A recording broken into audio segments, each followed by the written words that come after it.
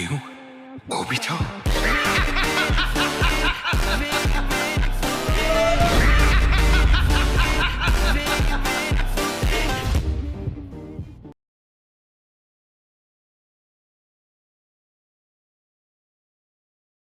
Dinosaurs have become a staple of the Jurassic franchise. But would you believe that we could have possibly got even more bizarre monsters introduced in this universe much earlier? Today on Goji Center, we'll break down the most horrific and hideous hybrid to ever make it into the concept stage, the Doomsday Rex. Time for something that might have wound up being prophetic. To begin, we'll talk about a bit of background explaining how this thing came to fruition. A lot of this happened before a lot of our channel viewers were even born. So strap in, because there's a bit we need to catch up on. After the smash success of the first movie based on Dr. Crichton's best-selling novel, there were plans immediately to turn Jurassic Park into a franchise. And given that this was in the 90s, that included an animated television series. The first pitch, shortly, was a sequel to the movie, since the second novel wasn't written out yet. This had a much more grounded style plot, with Isla Nublar getting renovated, and a new park being set up, and handling a plot with dinosaurs escaping on the mainland. Stuff that we would wind up seeing more than a decade later in the second trilogy. The idea of some kind of monstrous, unusual dinosaur even lingered about in the tie-in comics from Topps, and an early draft of the second movie including a giant super raptor that wound up turning into the final boss for the Trespasser video game.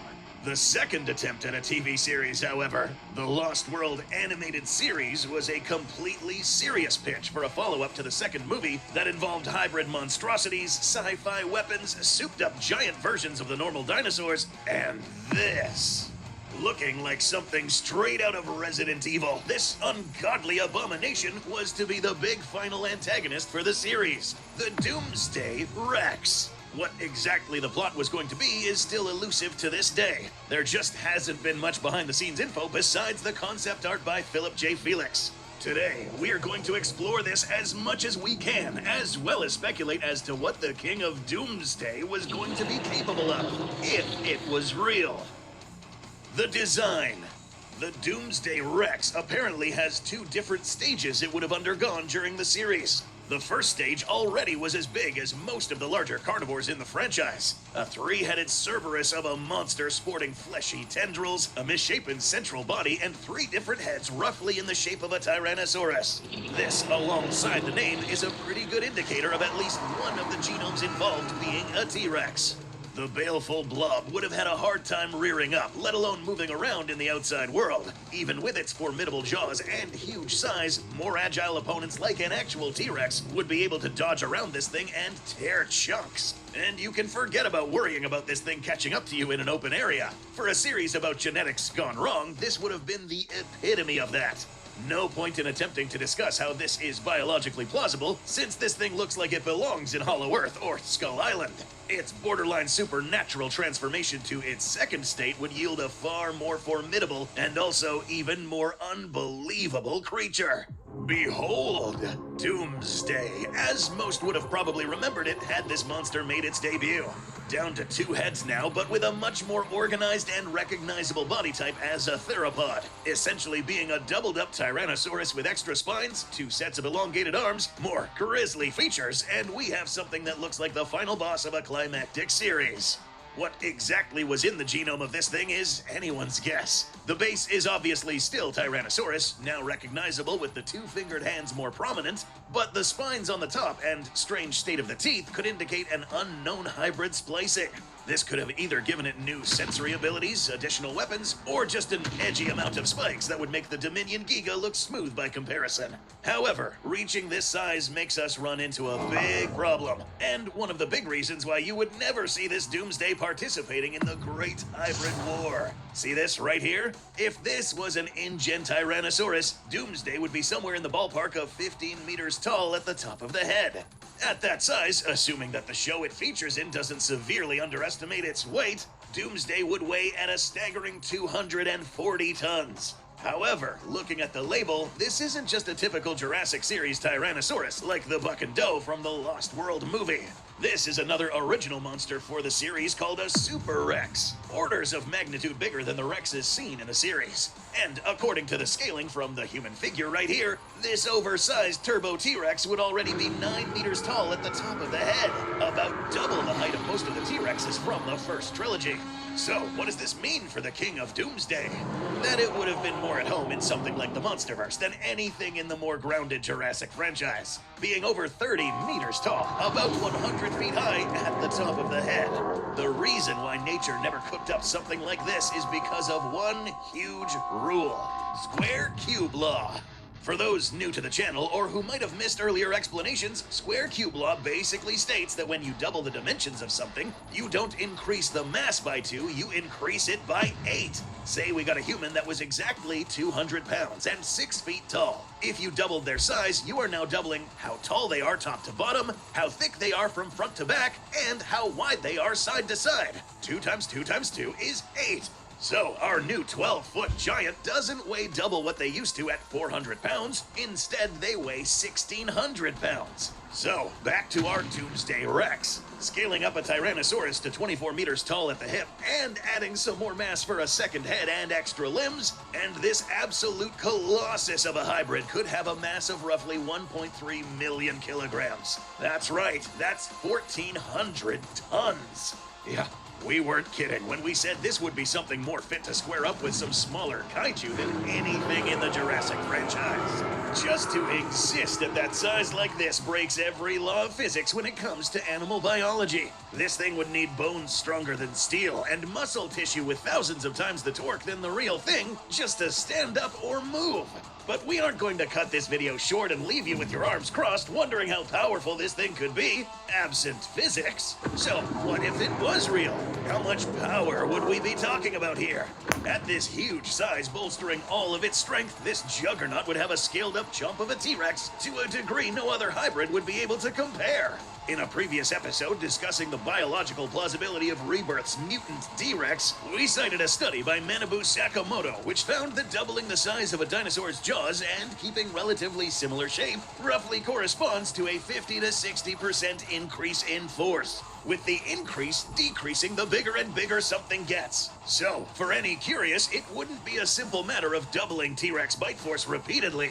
Sheer mass and gravity works against an object the bigger it gets. So, taking this into account, the crush of Doomsday scales up over 900,000 newtons of force in the jaws. In terms of PSI, we are looking at over 200,000 PSI.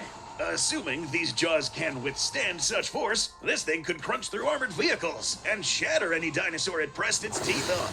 A protagonist we're supposed to deal with this thing in the series is anyone's guess. Other concept art shows off science fiction tech, like mech suits and energy weapons. You know, exactly the typical things the Jurassic franchise often had in dealing with dinosaurs. Had this become the norm for the franchise, we would half expect to see a half-shrunk Jaeger unit in ACU storage by the time the Indominus busted out. Unless the hybrid got shrunk down considerably by the time it would have shown up in the series, this thing would have taken some serious heavy ordnance to take down.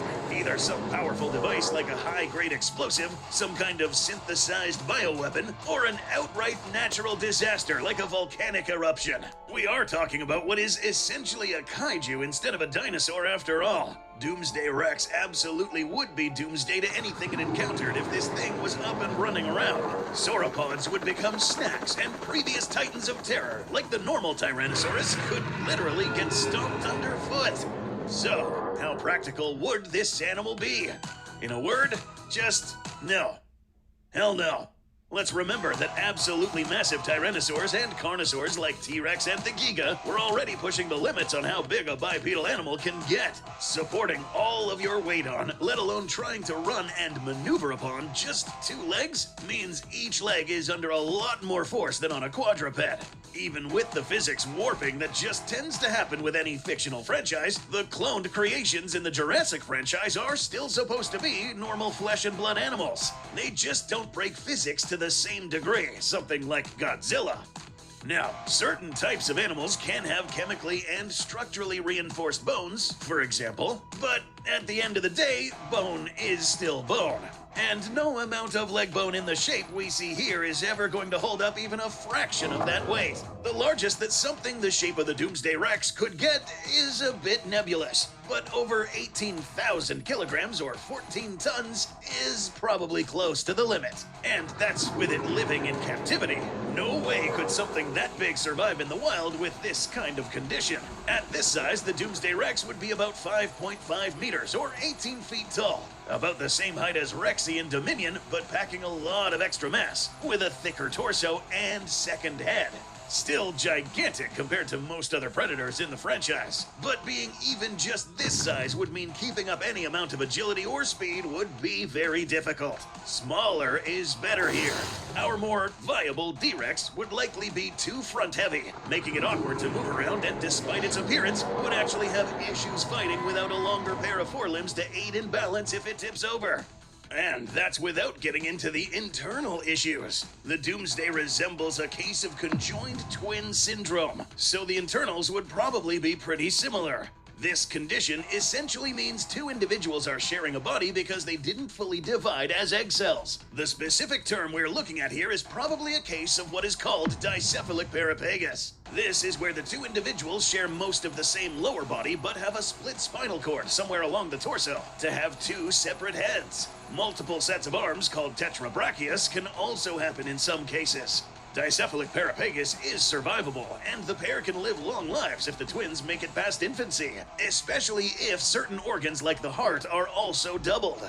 This doesn't always happen, however, so many individuals are tragically stillborn, often because they had just one heart that couldn't keep up with double the burden. And this leads to another problem with this animal bringing its own doom upon itself. If it really did start out as that three-headed blob, that means some kind of bizarre metamorphosis happened from the first to second stage, meaning one of those heads was either destroyed or, perhaps even more gruesomely, might have been absorbed into the body while it was maturing. Whatever was left of that head and any other organs attached essentially would become a parasite in its own body, sapping nutrients, overtaxing the organs even more, and causing all manner of disruptions. A real two-headed tyrannosaur probably did exist at some point or another. Doubled up animals have been found in the wild and in the fossil record. But in this kind of case, doubling the bodies wouldn't double the mass. Stress on the body would make even that 1 in a million chance the form is functional. A twinned Rex might actually wind up somewhat smaller than a normal T-Rex. Smaller and less able to hunt down big, dangerous game, a more realistic Doomsday Rex might still be sufficiently dangerous to hunt down lesser animals. So, possibly, like its more modern counterpart set to stalk the screen in Jurassic World Rebirth, Doom might come for a slower moving, squishy, and easy to catch food. Humans.